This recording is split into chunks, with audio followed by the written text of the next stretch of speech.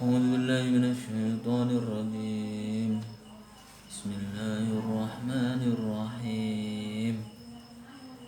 برضا الله تعالى ولشفاعة رسول الله صلى الله عليه وسلم. الفاتحة. أعوذ بالله من الشيطان الرجيم. بسم الله الرحمن الرحيم. الحمد لله رب العالمين الرحمن الرحيم مالك يوم الدين إياك نعبد وإياك نستعين اهدنا الصراط المستقيم صراط الذين أنعمت عليهم غير المغضوب عليهم ولا الضالين. قال المصنف رحمه الله تعالى ونفعنا به وبعلومه في الدارين آمين. Surat Al-Baqarah ayat ke-40.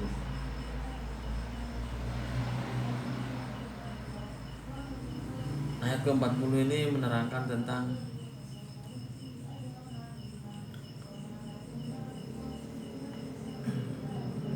nasihat dan peringatan kepada Bani Israel.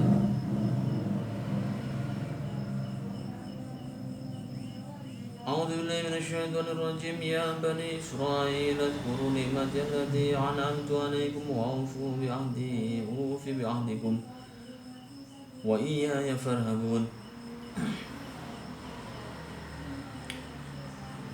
يا بني إسرائيل اذكروا نعمتي التي يا بني إسرائيل هي بني إسرائيل يا بني إسرائيل اذكروا Bani Israil padha ilinga sira kabeh nikmati allati an'amtu ing nikmat ingsun kang wis paring nikmat sapa ingsun alaikum ing atase sira kabeh wa aufu bi ahdi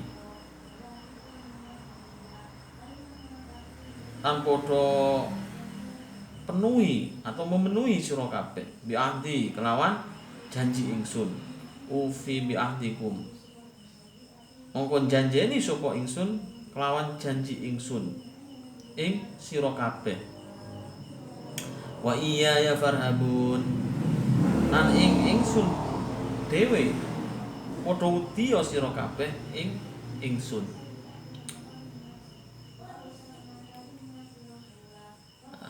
Ayat ini artinya yaitu hai Bani Israel, ingatlah nikmatku.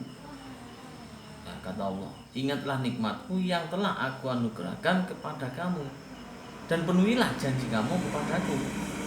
Niscaya aku penuhi janjiku kepada kamu dan hanya kepadakulah kamu harus takut atau tunduk.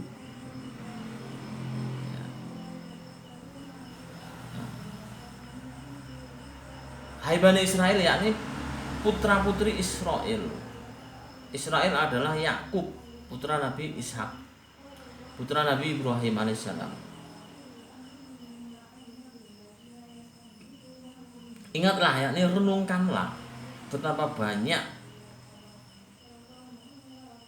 nikmatku yang telah aku anugerahkan kepada kamu, kata Allah, dan nenek moyang kamu, seperti turunnya petunjuk-petunjuk ilahi, penyelamatan dari musuh, dan penuhilah janji kamu kepadaku yang telah kamu nyatakan dalam jiwa kamu, yaitu mengikuti tuntunan Allah dan tuntunan para nabi yang Allah utus sebelum Nabi Musa alaihissalam.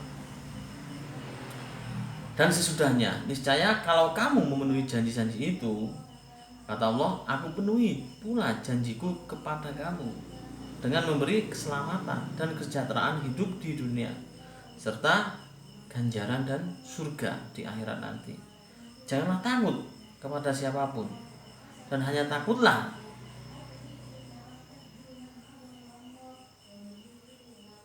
kepadaku. Hanya takutlah kepadaku, kata Allah.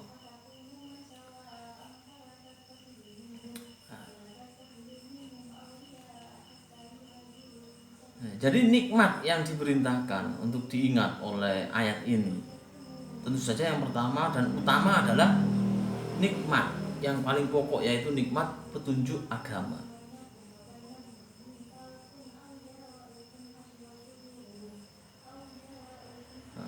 Memang banyak ditemukan di ayat Al-Quran itu yang menggunakan kata nikmat,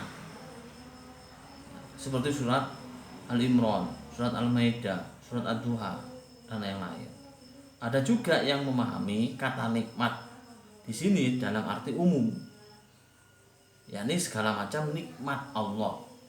Karena kata nikmat dalam ayat ini mereka pahami dalam kedudukan nama jenis, sehingga mencakup segala sesuatu yang dapat dinamai nikmat.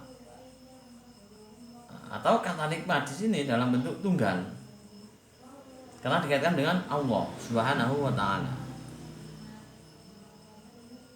Nah, nikmat adalah segala sesuatu yang positif yang diraih oleh manusia. Nikmat yang dimaksud antara lain apa yang diperoleh oleh nenek moyang Bani Israel berupa beragam anugerah, penyelamatan dan siksa Fir'aun, ya, penyelamatan dari siksa Fir'aun dan malapetaka yang lain, serta pengampunan Allah atas berbagai dosa mereka. Juga dengan banyaknya para nabi yang diutus dari kalangan Bani Israel jika dibanding dengan nabi yang diutus kepada umat-umat yang lain. Perintah mengingat nikmat Allah antara lain bertujuan untuk mengikis rasa dengki dan iri hati, ya, yang ada di benak atau jiwa Bani Israel. Mereka iri hati kepada Nabi Muhammad. Setelah sebelumnya mereka mengharap Nabi yang akan diutus adalah dari kelompok mereka, yaitu dari kelompok Bani Israel. Dengan mengingat nikmat, ya, dengan mengingat nikmat diharapkan seseorang akan mensyukuri nikmat tersebut dan merasa puas dengannya, melupakan nikmat yang telah diperoleh dan mengingat nikmat yang diperoleh orang lain. Dan mengingat nikmat yang diperoleh orang lain itu mengundang iri hati. Sebaliknya, mengingat nikmat yang diperoleh dapat mengalihkan pikiran dari nikmat yang diperoleh oleh orang lain, sehingga iri hati tidak akan muncul. Jadi perintah Al-Quran itu untuk selalu mengingat nikmat dari Allah Subhanahu wa ta'ala.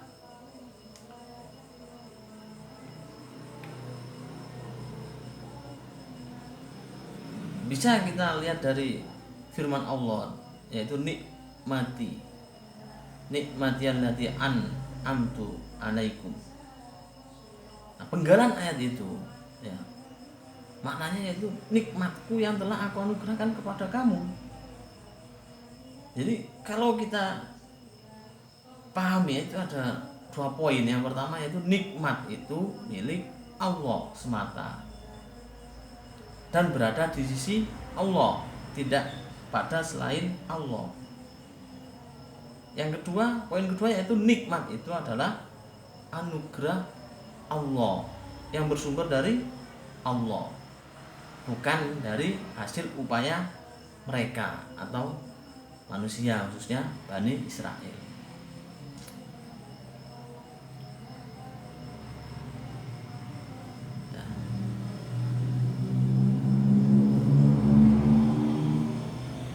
Maka sangat wajar bagi mereka itu untuk memperoleh apa? Ya, sangat wajar bagi mereka yang memperoleh nikmat itu untuk memenuhi ketentuan yang ditetapkan oleh Allah.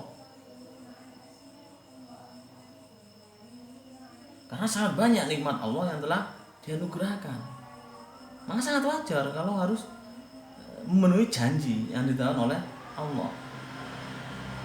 Itu di penggalan ayat itu ada kata penuhilah janjiku, ya, maksudnya itu penuhilah janji-janji Bani Israel kepada Allah.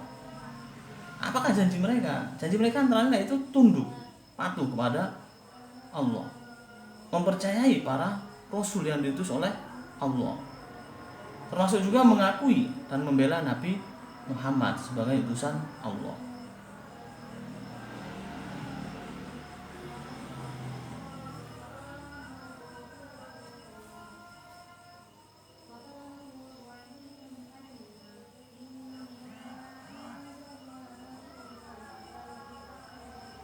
Kemudian kalau kita lihat juga penggalan dari ayat ini itu wa iya ya farhabun. Hanya kepadaku kamu semua harus takut. Ini ditekankan di sini karena boleh jadi ada di antara mereka Bani Israel itu yang tidak melaksanakan janji itu, janji Allah. Mungkin karena takut dikecam atau takut disiksa, atau mungkin juga karena melupakan ancaman siksaan dari Allah Subhanahu wa taala. Maka ditekankan di ayat itu yaitu hendaklah hanya kepadaku kata Allah, kamu semua harus takut.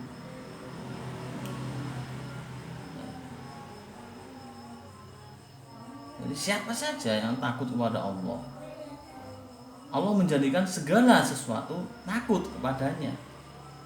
Ya, jadi siapa saja yang takut kepada Allah, maka Allah akan menjadikan segala sesuatu takut kepadanya. Dan siapa yang takut kepada selain Allah, Allah menjadikan dia takut kepada segala sesuatu.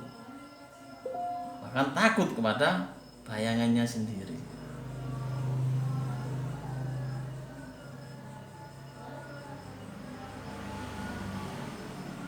Maka dari itu ayat ini memberi pesan bahwasanya kita harus takut hanya kepada Allah, jangan kepada selain Allah. Karena nanti kalau kita takut kepada Allah, maka segala sesuatu itu oleh Allah dibuat takut kepada manusia yang takut kepada Allah. Dan sebaliknya, siapa saja yang tidak takut kepada Allah, maka Allah akan menjadikan